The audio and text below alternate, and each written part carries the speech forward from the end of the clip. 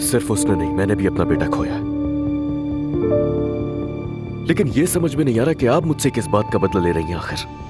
क्या मतलब है? आप किस किस्म की मां हैं? हाँ, आपको तो चाहिए कि आप उसका घर बचाएं, बल्कि आप उल्टा आग लगा रही हैं उसके दिल में। जाहिर है आपको शादीशुदा लोगों से आखिर नफरत भी तो है ना, क्योंकि आप खुद भी तो तलाक याफ्ता है।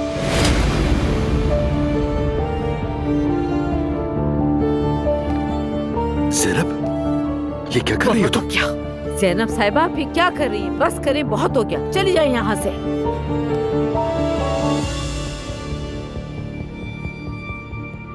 मैं देख रहा हूं सच बहुत बुरा लगता है आपको, लेकिन ये जो आपकी फेमिनिज्म वाली सोच है ना, ये बिल्कुल बकवास है। मेरी बेटी और मेरे मामले से दूर है, मैं उसे लेकर आऊंगा। तो फिर देखते हैं। चलो ज़ैनब, बस करो आप। जो करना चाहते हो शौक से कर लो।